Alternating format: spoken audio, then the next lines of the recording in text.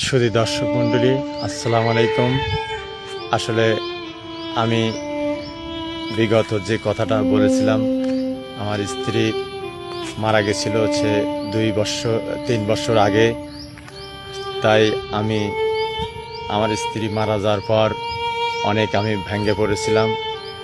পাশাপাশি আমার স্বাভাবিকতে ফিরে এসেছে আমার 3-4 ছেলে, আর আমার 3টা বন্ধু ছিল সোনাকানিয়া। যেমন আমার 3টে ছেলের নাম হলো মোহাম্মদ, বড় ছেলের নাম মোহাম্মদ শামীম হোসেন, মাঝদা ছেলের নাম সুমন হোসেন, ছোট ছেলের নাম সজন হোসেন। যাই হোক, আমার এই স্বাভাবিক জীবনে ফিরে নিয়ে এসেছে শুধুমাত্র আল্লাহ পাকের ওসিলায় এবং সোনাকানিয়া সেই রায়হান ভাই, সে আলিম ভাই, চাঁদবেরিয়া সে একরাম কাকা আমাকে স্বাভাবিক জীবনে ফিরে নিয়ে এসেছে। আর সবচেয়ে একটা আসলে যাদের মা হারিয়ে গেছে, যাদের বাবা হারিয়ে গেছে, সন্তানদের প্রতি আমার একটাই অনুরোধ থাকবে, আপনারা যে মা মারা গেছে সেই বাবা বেঁচে আছে, সেই বাবার প্রতি শ্রদ্ধা, বাবার সুখ দুঃখের সাথী এবং তাদের সেই বাবার কথা শোনা এবং তার ভালো মন্দ বোঝা একটু সন্তানদের প্রতি দায়িত্ব এসে যায়। আসলে এখন অনেকেই বুঝতে চায় না। তে আমি তাই বলতে চাই, আসলে আমার সেই রায়হান ভাই, আলিম ভাই, একরাম কাকা আমার অনেক স্বাভাবিক জীবনে ফিরে নিয়ে আসে। তারপরে আমার 3টা ছেলে আমাকে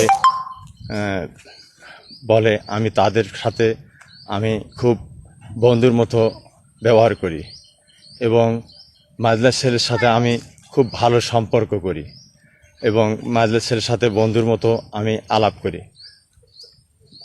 আমার স্ত্রী মারা যাওয়ার পর সে 1 বছর পর আমাকে আমার বড় বৌমা, মানে আমার বড় ছেলের বউকে, আমার স্ত্রী মারা যাওয়ার আগে অসুস্থ অবস্থায় আমার বড় বউ বলে গেছিল, আমি জানি না, সেটা আমার বড় বউ পরবর্তীতে বলল। আমার তো ছিল না বিয়ে করার উদ্দেশ্য। আমি জানি আমি খুব ভেঙে পড়ছিলাম শারীরিক অবস্থায় খুবই। হয়তো আমার আইডিতে দেখছেন আমার ছবিগুলো, আগেকার ছবিতে আসলে ভেঙে পড়ছিলাম। আমি তো আসলে দ্বিতীয় বিয়ে করতে চাইনি। তবে আমার স্ত্রী মারা যাওয়ার আগে এবং আমার বড় ছেলের বয়ে বলে গেছিল যে আমার তো একটা ক্যান্সার রোগ হচ্ছে, আমি তো জানি আমি তো বাঁচবো না। যাই হোক, তোমার শ্বশুরকে তো আমি চিনি, আমি মারা গেলে অবশ্যই তোমার শ্বশুরকে একটু দেখভাল করো, আর তিনি যদি বিয়ে শাদী করতে চায় তোমরা করাইও, আমার তাতে কোনো আপত্তি থাকে না। যাই হোক, আসলে আমার বড় বৌমা আমাকে ডাক দিয়ে নিয়ে যে বলে যে, আব্বা, এই এই আমার শাশুড়ি বলেছে মারা যাওয়ার আগে আপনি যে কোনো মেয়ে দেখে পছন্দ করে আপনি বিয়ে শাদী করেন, আমরা সবাই মিলে করাবো। যাই হোক, আমি সৌভাগ্য, আমার ছেলে মেয়ে এবং আমার 3টে ছেলে মেয়ে নেই।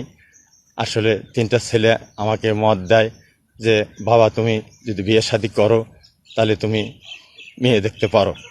তখন আমি 2-3 জায়গায় রায়হান ভাইকে নিয়ে, আলিম ভাইকে নিয়ে, একরাম কাকাকে নিয়ে আমি মেয়ে দেখতে চাই। তারপরে দেখতে দেখতে আসলে বিধাতা এমন লেখনী, আসলে আল্লাহ যেটি কলমের থসে, আমি 3-4টা মেয়ে দেখছি, কখনো হয় না। আসলে এই বয়সে আসলে স্বাভাবিক জীবনে আসে, এই বয়সের সাথে কে করে। আমি আসলে খুব ছিলাম। আসলে তারপরে আসলে আল্লাহ আমাকে একটা মেয়ে পরে জোটাই দিয়েছে। শুনলাম যে তারও স্বামী নাকি ক্যান্সারে মারা গেছে। তারপরে সেই জায়গায় আমরা প্রস্তাব দিই এবং 3টা ছেলে এসে, আমার রায়হান কাকা এবং আমার আলিম ভাই, সরি ভুল হয়ে গেছে, আপনারা মাফ করে দেবেন। রাহান ভাই, আলিম ভাই, একরাম কাকা তখন বলে যে কাকা স্বাভাবিক জীবনে ফিরে এসে একটা বিয়ে শাদী করে নাও, জীবনের শেষ সাথী একটু হতে হয়, কারণ সবাই কাজ তো সব হয় না। যখন আমি মত দিই তখন 3টা ছেলে নিয়ে বসে আমাকে সেই এক জায়গায় বিয়ে করায়, তখন আমি বিয়েটা করি। তারপরে আপনার শুধু দর্শক মণ্ডলী সে খোঁজ না দেখা যায় যে হ্যাঁ তারও স্বামী মারা গেছে, তার ওই পক্ষের একটা মেয়ে একটা ছেলে আমি গ্রহণ করে নিছি, নিয়ে সেই সংসারে আজ 2 বছর আমি সংসার চালিয়ে আসতেছি।